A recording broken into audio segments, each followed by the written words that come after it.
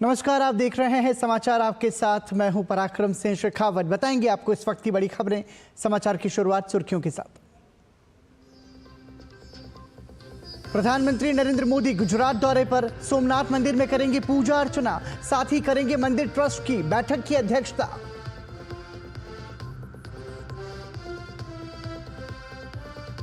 गुजरात दौरे पर केंद्रीय गृह मंत्री अमित शाह मेहसाणा के पिलवई में नवनिर्मित गोवर्धन नाथ मंदिर का किया उद्घाटन।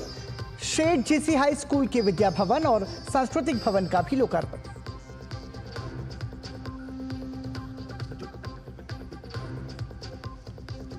चमोली में बचाव अभियान में आज 3 और शव बरामद। फंसे हुए एक श्रमिक की युद्ध स्तर पर तलाश जारी। मुख्यमंत्री पुष्कर सिंह धामी ने बचाव अभियान को लेकर की समीक्षा बैठक।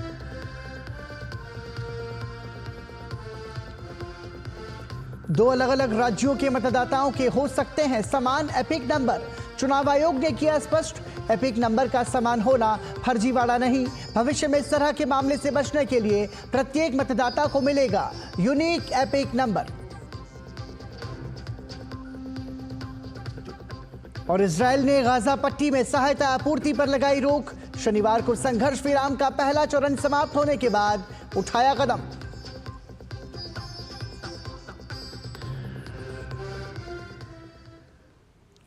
प्रधानमंत्री नरेंद्र मोदी गुजरात के दौरे पर हैं। प्रधानमंत्री नरेंद्र मोदी आज गुजरात के सोमनाथ मंदिर जाएंगे। इस दौरान प्रधानमंत्री प्रथम ज्योतिर्लिंग भगवान सोमनाथ मंदिर में विशेष पूजा अर्चना करेंगे। इसके साथ ही प्रधानमंत्री नरेंद्र मोदी सोमनाथ मंदिर ट्रस्ट की बैठक की अध्यक्षता भी करेंगे। प्रधानमंत्री नरेंद्र मोदी कल गुजरात के सासनगीर का दौरा करेंगे। प्रधानमंत्री वहां एशियाई शेरों के संरक्षण के लिए अत्याधुनिक पशु अस्पताल का उपहार देंगे। साथ ही प्रधानमंत्री राष्ट्रीय वन्य जीव बोर्ड की एक उच्च स्तरीय बैठक की अध्यक्षता भी करेंगे।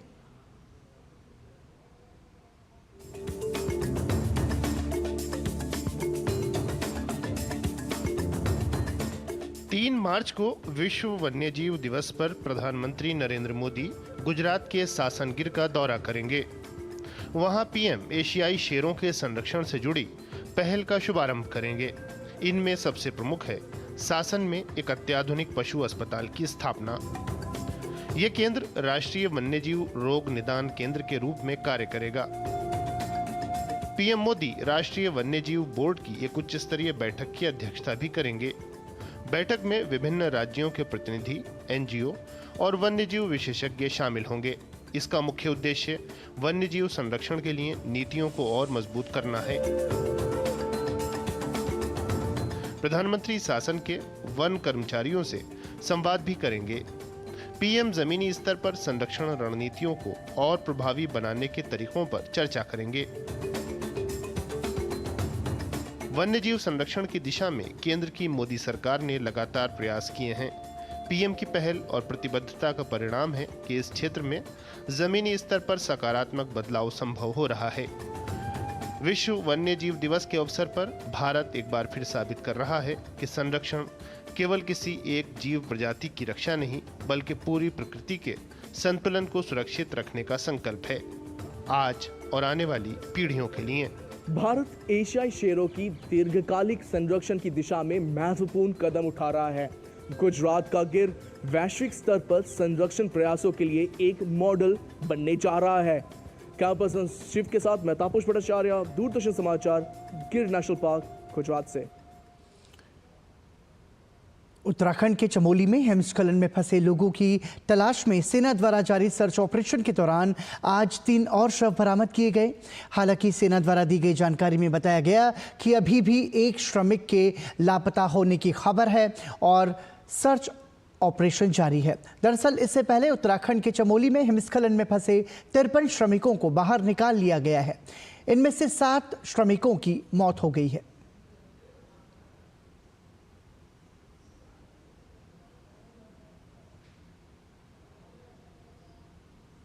माना में चलने वाला रेस्क्यू आईबेक्स जो लेटेस्ट सूचना प्राप्त हुई है उसके हिसाब से 3 लोगों की बॉडी रिकवर हो गई है। जो लोग बर्फ़ में दबे हुए थे उनको निकाल के पहले माना पोस्ट में लाया गया था और अब ये तीनों लोगों की बॉडीज़ को रिकवर करके जोशीमठ तक पहुंचा दिया गया है। हमें उम्मीद है जो एक बंदा अभी मिसिंग रह गया है उसको भी हम लोग जल्दी से ही सेना रिकवर कर लेगी। रेस्क्यू किए गए घायल बीआरओ श्रमिकों का जोशीमठ के आर्मी अस्पताल में इलाज चल रहा है। इलाज को लेकर श्रमिकों ने संतुष्टि व्यक्त की है।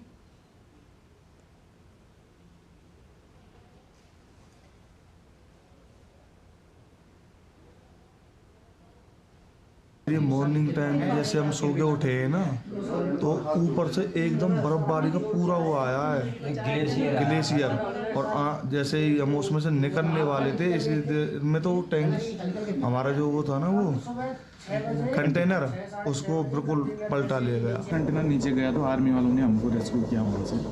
उसके बाद आर्मी कैंप में ले गया हमको। उसके बाद ट्रीटमेंट किया वहाँ पे। बेड है एकदम कहीं ले गया, चोट इधर इधर पाँव पे, चेस्ट पे।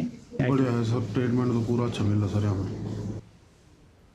जोशीमठ आर्मी अस्पताल में मेजर अमित कुमार मिश्रा ने हिमस्खलन से बचाए गए मरीजों की जानकारी देते हुए बताया कि अस्पताल में 45 मरीजों का इलाज चल रहा है, जिसमें से 3 की हालत गंभीर है। अभी हमारे पास यहाँ पे 45 मरीज हैं। इन 45 मरीज में से 3 थोड़े से क्रिटिकल मरीज हैं। इन 3 क्रिटिकल मरीज में से एक जो मरीज है जिनके की थोड़ी सी लीवर में चोटें आई हैं, खून का रिसाव हो रहा है, हमने उसको मैनेज किया है। 3 यूनिट ब्लड ट्रांसफ्यूजन किया है हमने कल रात में और आज सुबह में। अभी उनकी स्थिति ठीक है। बाकी सारे पेशेंट जो हैं वो अच्छे कंडीशंस में हैं एंड हम यहाँ पे उसको मैनेज कर सकते हैं। अभी स्थिति को देख रहे हैं, वो उनकी जो भी कंडीशंस हैं जो उनके आधार पे हम निर्णय लेंगे। एंड अगर ऐसे लगेगा कि हमें उनको फर्दर ट्रीटमेंट के लिए आगे भेजना है तो हम उनसे इंश्योर करेंगे। अभी सभी की हालत खतरे से बाहर है। उपराष्ट्रपति जगदीप धनखड़ ने अवैध प्रवासी समस्या को लेकर चिंता जताई है। तिरुवनंतपुरम में भारतीय विचार केंद्र द्वारा आयोजित चौथे पी परमेश्वरन स्मृति व्याख्यान में उन्होंने कहा कि एक राष्ट्र लाखों अवैध प्रवासियों की समस्या का सामना कैसे कर सकता है। अवैध प्रवासियों को उन्होंने राष्ट्र के लिए बड़ा खतरा बताया। उन्होंने कहा कि अवैध प्रवासी हमारे सांस्कृतिक मूल्यों के लिए भी खतरनाक है। How can a nation suffer millions of illegal migrants? Look at the number.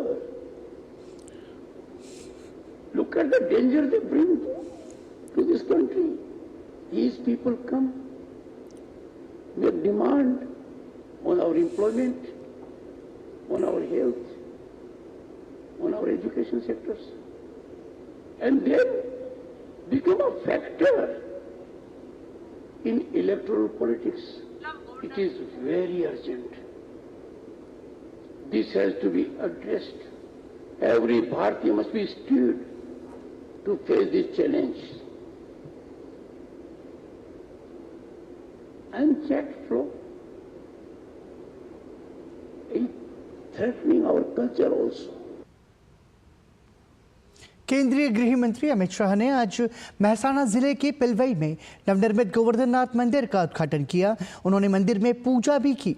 उल्लेखनीय है कि 150 साल पुराने इस मंदिर का जीर्णोद्धार किया गया है। इसके बाद आज गृह मंत्री द्वारा मूर्ति की स्थापना की गई। इससे पहले भगवान गोवर्धननाथ की शोभा यात्रा भी निकाली गई। लोग उत्साह और भक्ति भाव से इस शोभा यात्रा में शामिल हुए। इसके बाद गृह मंत्री अमित शाह ने सेठ जीसी हाई स्कूल के विद्या भवन और सांस्कृतिक भवन का भी लोकार्पण किया। इस अवसर पर केंद्रीय गृह मंत्री अमित शाह के साथ गुजरात के स्वास्थ्य मंत्री ऋषिकेश पटेल, राज्यसभा सांसद मयंक नायक, लोकसभा सांसद हरिभाई पटेल और अन्य गणमान्य व्यक्ति भी उपस्थित थे।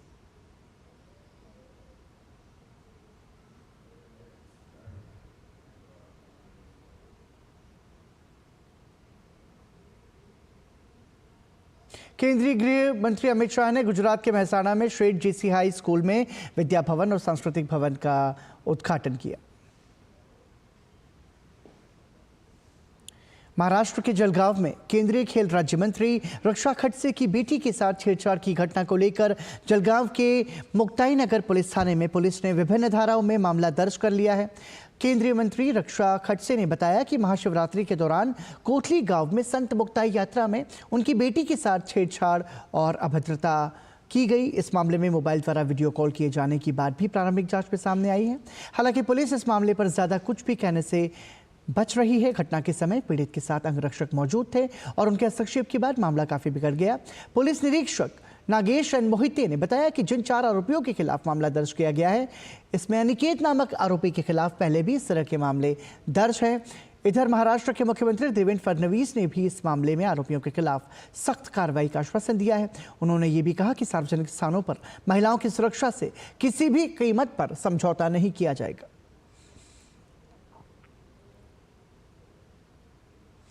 और समाचार में यहाँ रुक रहे हैं एक ब्रेक के लिए। देखते रहिए DD news.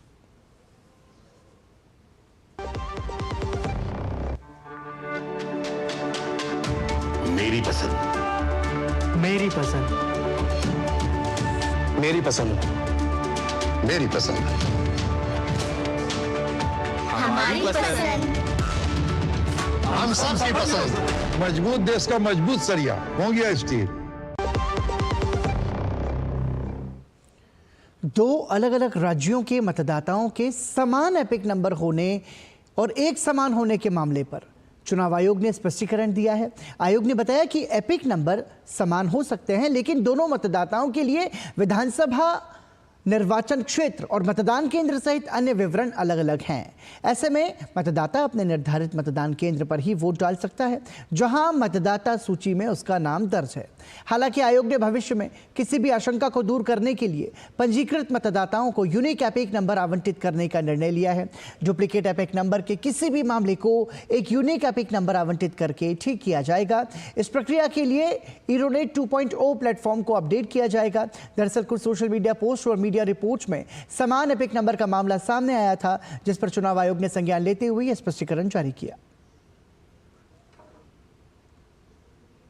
Bharatiya Janata party के नेता अमित मालवीय ने 2 अलग अलग राज्यों के मतदाताओं के एक समान एपिक नंबर मामले पर चुनाव आयोग के स्पष्टीकरण के बाद मुख्यमंत्री ममता बनर्जी पर निशाना साधा है। सोशल मीडिया प्लेटफॉर्म एक्स पर उन्होंने लिखा कि मतदाता सूची में हेरफेर को लेकर ममता बनर्जी का एक और झूठ बेनकाब हो गया है। यह अफसोस की बात है कि बंगाल की मुख्यमंत्री 2026 में अपनी हार के डर से चुनावी प्रणाली में मतदाताओं के विश्वास को कमजोर करने के लिए गलत सूचना का सहारा ले रही है। हम मांग करते हैं कि चुनाव आयोग पश्चिम बंगाल में मतदाता सूची की जांच और सुधार को प्राथमिकता दे और अवैध बांग्लादेशी और रोहिंग्याओं का नाम इसमें से हटाया जाए, जिन्हें टीएमसी ने पूरे राज्य में ममता बनर्जी के वोट बैंक के रूप में रखा है। आयोग को भाषाई अल्पसंख्यकों और हिंदू शरणार्थियों, जिनमें मतुआ समुदाय भी शामिल है, जो धार्मिक उत्पीड़न से भागकर बंगाल में बस गए थे, उनके नाम मतदाता सूची से हटाने के टीएमसी के प्रयासों को भी विफल किया जाना चाहिए।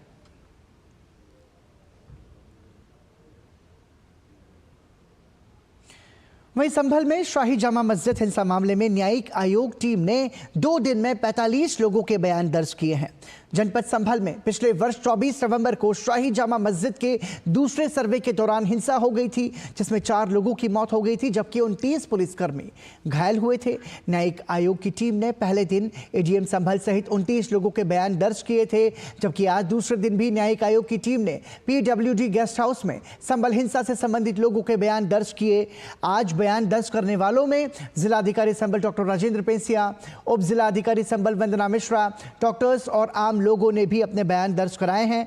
इस विषय में जानकारी देते हुए पूर्व डीजीपी अरविंद कुमार जैन ने पत्रकारों से बताया कि लगभग 15 से 16 लोगों के बयान दर्ज किए गए। सब बयान दर्ज हो जाएंगे। अभी करीब 77 मुलजिमों के बयान दर्ज किए हैं वीडियो कॉन्फ्रेंसिंग से, जो कि मुरादाबाद जेल में बंद हैं संभल के मुकदमों में। उनके बयान दर्ज किए हैं हम लोगों ने, आयोग ने, और मुलजिम आएंगे गिरफ्तार होके तो उनके भी बयान दर्ज होंगे। उसके बाद फिर तय होगा कि रिपोर्ट कब तक जो है वो प्रेषित की जाएगी। जिलाधिकारी डॉक्टर राजेंद्र पेंसिया ने बताया कि न्यायिक जांच आयोग की टीम 2 दिवसीय दौरे पर आई थी, जिसने 2 दिन में कुल 45 लोगों के बयान दर्ज किए हैं। चौथी बार 2 दिन के लिए आए हैं और आज कुल 15 लोगों के बयान दर्ज हुए। कल 29 लोगों के बयान दर्ज हुए थे। तो जितने भी लोग थे, चाहे वो चिकित्सा विभाग के थे, अधिकारीगण थे या आम जनमानस थे और अन्य जो भी व्यक्ति जो बयान दर्ज कराना चाहते थे और सभी को माननीय न्यायिक आयोग ने समाचार पत्रों के माध्यम से और नोटिस के माध्यम से सूचना भी भेजी थी। तो 29 और 15 2 दिन इसमें बयान दर्ज हुआ। हरियाणा के रोहतक जिले के सांपला उपमंडल में बस स्टैंड के पास शनिवार सुबह बंद सूटकेस में एक युवती का शव मिला। युवती की पहचान कांग्रेस की महिला कार्यकर्ता हिमानी नरवाल के रूप में हुई। हिमानी नरवाल ने राहुल गांधी की भारत जोड़ो यात्रा में भी शिरकत की थी। पुलिस टीम ने शव को पोस्टमार्टम के लिए PGIMS भेज दिया है। गौरतलब है कि युवती की लाश सांपला बस स्टैंड से दिल्ली की ओर जाने वाले पुल पास सड़क किनारे एक नीले रंग के बड़े सूटकेस में मिली थी। ये भी सूचना मिली थी, ये सड़क के किनारे, हाईवे के किनारे झाड़ियों में एक सूटकेस में डेड बॉडी मिली है। अभी FSL टीम को बुलाया है, मुकदमा दर्ज कर रहे हैं, जांच कर रहे हैं। ऐसा लग रहा है देखने में कि इसका मर्डर करके इसकी डेड बॉडी को यहाँ पे फेंका गया है। अभी तो डेड बॉडी मिली है, पहचान करेंगे, उसके बाद वर्कआउट करेंगे। हरियाणा में आज नगर निकाय चुनाव के लिए मतदान के बीच कांग्रेस कार्यकर्ता हिमानी नरवाल की हत्या पर राजनीति तेज हो गई है। हरियाणा के रोहतक में मृतक महिला कांग्रेस कार्यकर्ता हिमानी नरवाल की मां सविता ने कहा है कि चुनाव और पार्टी ने मेरी बेटी की जान ले ली। ये अपराधी पार्टी से भी हो सकते हैं, उसके दोस्त भी हो सकते हैं। उन्होंने कहा कि जब तक उसे न्याय नहीं मिल जाता मैं उसका अंतिम संस्कार नहीं करूंगी। मेरे को उसने पहले ही बता दिया था, मम्मी कल मैं बिजी रहूंगी, मैं कॉल ना भी करूं तो आप मतलब टेंशन ना करना, मैं रात को फ्री होकर फोन कर लूंगा। उसके साथ रहने वाले या मतलब जैसे पार्टी वगैरह में हो जाती थी वही हो सकते हैं, और कौन होगा। पार्टी के बारे में क्या सुनी हुआ करती, कांग्रेस ऑफिस में भी होती थी। ठीक करवा हाँ, वो तो हर बात बताती थी, वो सबको, आशा उड्डा को भी पता है, दीपेंद्र सिंह को भी पता है, बत्रा सर को भी पता है। इतनी नजदीक थी कांग्रेस के साथ, आशा उड्डा के साथ, बहुत ज्यादा उनके साथ। हरियाणा के रोहतक में महिला कांग्रेस कार्यकर्ता हिमानी नरवाल की हत्या पर हरियाणा के मंत्री अनिल विज ने कहा है कि उनकी मां के आरोप गंभीर हैं। कांग्रेस के लोग पहले भी ऐसा करते आए हैं। पुलिस गहराई से इसकी जांच कर रही है। जो भी सच्चाई निकलेगी उसको अंजाम तक पहुंचाया जाएगा। बहुत गंभीर मामला है और कांग्रेस के लोग पहले भी ऐसे करते रहे हैं। आगे बढ़ने के लिए दूसरों को पीछे धकेलना ये कांग्रेस की पुरानी आदत है। पुलिस गहराई से इसकी जांच कर रही है और जो भी सच्चाई निकलेगी उसको उसके अंजाम तक पहुंचाया जाएगा। स्टूडेंट फेडरेशन ऑफ इंडिया ने जादवपुर घटना के विरोध में सोमवार को पश्चिम बंगाल के सभी विश्वविद्यालयों में बंद की घोषणा की है। CPIM छात्र विंग ने दावा किया कि राज्य के शिक्षा मंत्री ब्रत्य बसु के वाहन ने परिसर से जाते समय उनके एक समर्थक को कुचल दिया। छात्र गंभीर हालत में अस्पताल में भर्ती है। इस बीच तृणमूल कांग्रेस और CPIM दोनों जादवपुर की कल की घटना से संबंधित अपनी मांगों को लेकर आज रैलियां आयोजित करने वाले हैं। दरअसल शनिवार को जब पश्चिम बंगाल के शिक्षा मंत्री ब्रत्य बसु कोलकाता के जादवपुर विश्वविद्यालय परिसर के अंदर रैली करने की कोशिश कर रहे थे तो उन पर वामपंथी छात्रों ने हमला कर दिया और उन्हें वहां से जाना पड़ा। तेलंगाना के नागर कुरनूल में आज 9वें दिन भी बचाव कार्य जारी है। बचाव दल SLBC की आंशिक रूप से ढही सुरंग में फंसे 8 श्रमिकों को निकालने में जुटे हैं। फंसे हुए लोगों तक पहुंचने के लिए सुरंग खोदने में इस्तेमाल होने वाली मशीन TBM से रास्ता बनाया जा रहा है। श्रीशैलम लेफ्ट बैंक कैनाल सुरंग की छत ढहने के बाद इंजीनियर्स और मजदूरों के फंसने की इस घटना के बाद से ही बचाव कार्य जोरों पर है। अधिकारियों का अनुमान है कि श्रमिकों के जीवित होने की संभावना बेहद कम है। विशेषज्ञों ने भी श्रमिकों के जीवित रहने का केवल 1% उम्मीद ही जताई है। चुनौतीपूर्ण स्थिति के बावजूद बचाव दल फंसे हुए श्रमिकों तक पहुंचने के लिए अथक प्रयास कर रहा है। 18 एजेंसियों, 54 वरिष्ठ अधिकारियों और 703 कर्मियों के साथ राहत कार्यों में सीधे साइट पर खुदाई की जा रही है। मंत्री जुपल्ली कृष्ण राव ने कहा कि बचाव कार्यों में प्रगति हुई है और शाम तक अधिक जानकारी मिलने की उम्मीद है। फिलहाल बचाव प्रयासों पर राज्य और केंद्र सरकार द्वारा कड़ी निगरानी रखी जा रही है। भारतीय सेना, नौसेना, NDRF और अन्य एजेंसियां फंसे हुए श्रमिकों को बचाने के लिए मिलकर काम कर रही हैं। रमजान के पवित्र महीने की शुरुआत हो गई है। आज रमज़ान का पहला रोज़ा है। वैसे सऊदी अरब, कतर, ओमान और अन्य खाड़ी देशों के अलावा ऑस्ट्रेलिया, इंडोनेशिया और अफगानिस्तान में शनिवार को रमज़ान का पहला रोज़ा हुआ, जबकि Bharat, Pakistan, Bangladesh, Singapore, Malaysia, Japan और फिलीपींस में रमज़ान का पहला रोज़ा आज है। रमज़ान के पवित्र महीने में इंसान इबादत करके अपने रब से नज़दीक होने का एहसास करता है।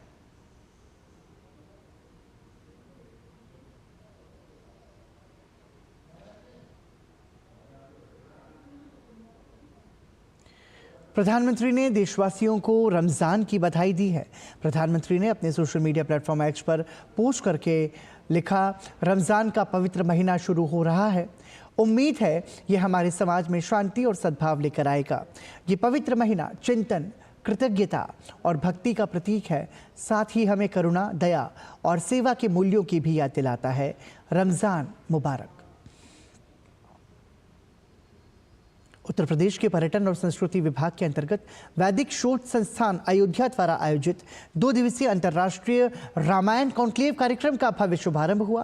रामायण कॉन्क्लेव कार्यक्रम का आयोजन राष्ट्रीय रामायण मेला परिसर चित्रकूट में हुआ, जिसका शुभारंभ पूर्व भाजपा सांसद भैरव प्रसाद मिश्र और मदन दास महाराज ने किया। उद्घाटन सत्र में संस्कृत के विद्यार्थियों के बीच प्रभु श्री राम के जीवन से संबंधित प्रश्नोत्तरी आयोजित की गई, जिसमें विजयी विद्यार्थियों को सम्मानित किया गया। उद्घाटन सत्र को संबोधित करते हुए पूर्व सांसद भैरव प्रसाद मिश्र ने जन जन के राम विषय पर अत्यंत सारगर्भित उद्बोधन देते हुए लोगों को राम के महत्व से परिचित कराया। अंतर्राष्ट्रीय रामायण कॉन्क्लेव धार्मिक यात्रा की शुरुआत श्रृंगवेरपुर प्रयागराज से हुई, जो रामवन पथ गमन से होते हुए श्रीलंका तक जाएगी। इसके माध्यम से भगवान राम के सामाजिक और सनातनी मूल्यों को जन जन तक पहुंचाया जाएगा। हमेशा की तरह हम लोग कोशिश करते हैं कि रामायण का जितना प्रचार प्रसार कर सके, श्री राम की कहानी लोगों तक जितनी पहुंच सके उतना अच्छा है। देखिए, मैं एक पर्सनल उससे कहूँगी और शायद सभी एग्री करेंगे, जब हम लोगों के सामने इस लुक में जाते हैं कि श्री राम है, माता सीता है, बजरंगबली है और सारे कैरेक्टर है, तो वो उसी रूप में हमें एक्सेप्ट करते हैं, ना कि ये कि हम सिर्फ कलाकार हैं। तो काफ़ी लोग बहुत इमोशनल हो जाते हैं हमें देख के। हमने देखा है कि आंसू गिरते हैं, कोई हमारे पैर पकड़ता है तो हमें भी बड़ा वो होता है कि अरे हमसे इतने ज़्यादा एजेड लोग भी हमारे पैर पकड़ रहे हैं। तो उस टाइम वो हमें वो कलाकार नहीं देख रहे होते हैं, वो हमें उस टाइम भगवान देख रहे होते हैं हमें। तो ये हमारे लिए बहुत बड़ी बात है कि हमें इतने बड़े बड़े कैरेक्टर करने का मौका मिलता है। जो भारत सरकार और उत्तर प्रदेश का इतना बड़ा इनिशिएटिव है, तो उसके लिए सबसे पहले तो हम भारत सरकार और उत्तर प्रदेश सरकार को धन्यवाद देंगे, क्योंकि राम की संस्कृति कोई सिर्फ भारत की संस्कृति नहीं बल्कि ग्लोबल है। हम लोग सिर्फ यहाँ नहीं, देश विदेश, इंडोनेशिया, वियतनाम, कहाँ नहीं गए हैं और वहाँ के लोग भी रामायण करते हैं। तो रामायण, राम जो है वो अंतर्राष्ट्रीय एक कैरेक्टर हैं। तो मुझे तो लगता है कि इनका जितना प्रचार प्रसार किया जाए उतना कम है, क्योंकि ये सिर्फ हमारे पारिवारिक मूल्यों की ही बात नहीं होती, बल्कि हमारे सामाजिक संस्कारों की भी बहुत अच्छी हमको इसमें शिक्षा मिलती है। तो हम लोग भी कोशिश करते हैं कि राम की लीला को, राम की कहानी को, राम के किरदार को लोगों तक जितना हो सके पहुंचा सके, और अपनी कला के द्वारा उत्तर प्रदेश सरकार ने हमारे को ये मौका दिया है आज चित्रकूट में। इसके आगे भी जहाँ जहाँ पे मौका मिलेगा हम पूरी कोशिश करेंगे कि बहुत खूबसूरती से लोगों तक राम का संदेश पहुँचा पाएँ। ये रामायण संस्थान अयोध्या के द्वारा इधर पूरे देश में ऐसे कार्यक्रम किए जाते हैं। इस बार ये राष्ट्रीय रामायण मेला के मंच से इन्होंने अपने को समाहित किया है और राष्ट्रीय रामायण मेला समिति का जो कार्यक्रम महोत्सव हो रहा है उसमें इन्होंने जोड़ करके कार्यक्रम किया है। निश्चित तौर से एक अच्छे कार्यक्रम हो रहे हैं और रामायण मेला और ये दोनों मिल करके एक अच्छा लोगों को कार्यक्रम दे करके आनंद देने का काम कर रहे हैं। इसकी जो थीम है वो ये है कि जो राम वनगमन पथ है उस पथ पर श्रृंगवेरपुर से लेकर और चित्रकूट और आगे किष्किंधा और महाराष्ट्र होते हुए जिस पथ से भगवान राम गए थे उस पथ पर एक सांस्कृतिक कार्यक्रम के आयोजन की योजना संस्कृति विभाग के द्वारा है। संस्कृति विभाग के ही अंतर्गत है। पहले उसे अयोध्या शोध संस्थान कहते थे, वो अंतर्राष्ट्रीय रामायण एवं वैदिक शोध संस्थान के नाम से जाना जाता है। तो इस आयोजन का सिर्फ एक उद्देश्य है कि भगवान राम की जो संस्कृति है, जो सनातन संस्कृति है, उसमें भगवान राम ने किस तरह से कुल, भील, गरीब और सबके साथ मिलकर पशु पक्षी, पर्यावरण, प्रकृति के साथ कैसा सामंजस्य भगवान राम का था, और इसी के साथ समाचार में यहाँ रुक रहे हैं एक ब्रेक के लिए, बने रहिए हमारे साथ।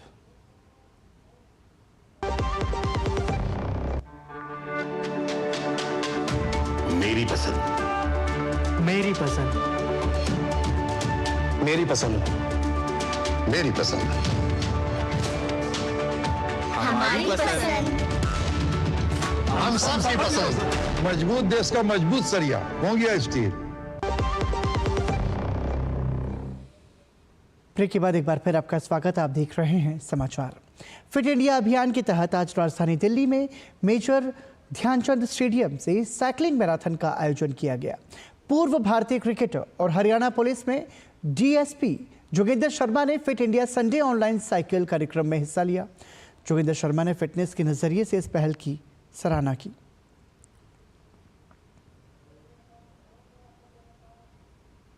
जो फिजिकल फिटनेस है वो बहुत ज़रूरी है, क्योंकि अगर फिट रहेगा तभी तो हिट रहेगा। वो बोलते हैं कि अगर हमारा शरीर फिट रहेगा तो हमारा दिमाग भी फिट रहता है। तो बहुत अच्छा एक मैसेज है और मैं थैंक यू करना चाहूँगा इंडियन गवर्नमेंट का, स्पोर्ट्स अथॉरिटी ऑफ इंडिया का, जो इन्होंने एक इतना अच्छा मैसेज देने, मैं भी आपके माध्यम से सबको मैसेज देना चाहता हूँ। और वापस से दोबारा से मैं सभी लोग, जो हम लोगों ने भी साइकिलिंग किया लगभग 6 से 7 किलोमीटर, और वहाँ पर बहुत सारे मतलब ऑलमोस्ट 800-900 लोग थे जिन्होंने बड़े हर्षोल्लास से वो साइकिलिंग की है और एक पूरे इंडिया के लिए बहुत अच्छा मैसेज दिया है। फरवरी के महीने में जीएसटी संग्रह में उछाल देखने को मिला है। जीएसटी संग्रह इस वर्ष फरवरी में पिछले साल के इसी महीने की तुलना में 9.1% बढ़कर 1,84,000 करोड़ रुपए हो गया। फरवरी लगातार 12वां महीना है जब 1,70,000 करोड़ रुपए से अधिक जीएसटी का संग्रह हुआ है। आंकड़ों के अनुसार केंद्रीय जीएसटी से 35,204 करोड़ रुपए, राज्य जीएसटी से 43,704 करोड़ रुपए, एकीकृत जीएसटी से 90,870 करोड़ रुपए और मुआवजा उपकर से 13,868 करोड़ रुपए प्राप्त हुए। फरवरी के दौरान 20,889 करोड़ रुपए का रिफंड हुआ। रिफंड में छूट के बाद फरवरी में शुद्ध जीएसटी संग्रह 8.1% बढ़कर लगभग 1,63,000 करोड़ रुपए हो गया। सकल जीएसटी राजस्व में फरवरी के दौरान घरेलू राजस्व में 10.2% की वृद्धि के साथ 1,42,000 करोड़ रुपए और आयात से राजस्व में 5.4% की वृद्धि के साथ 41,702 करोड़ रुपए शामिल हैं। पिछले वर्ष फरवरी में सकल जीएसटी राजस्व संग्रह 1,68,000 करोड़ का था। इस साल जनवरी में जीएसटी संग्रह सालाना 12.3% के उछाल के साथ 1,96,000 करोड़ रुपए रहा।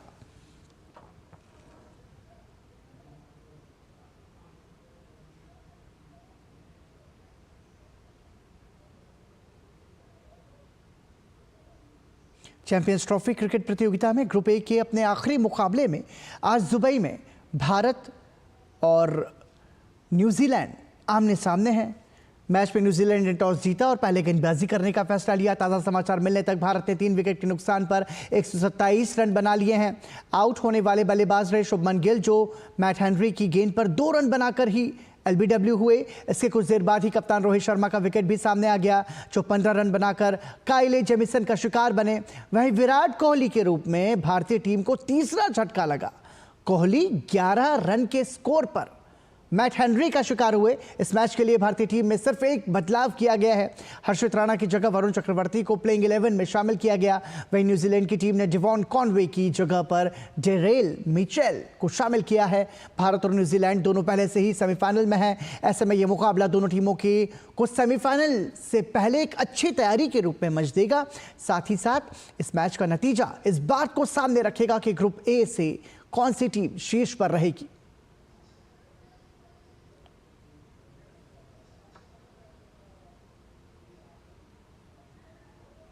और आपको बता दें कि अक्षर पटेल भी 42 रन बनाकर आउट हो गए, यानी कि भारत को 4 विकेट का नुकसान अब तक।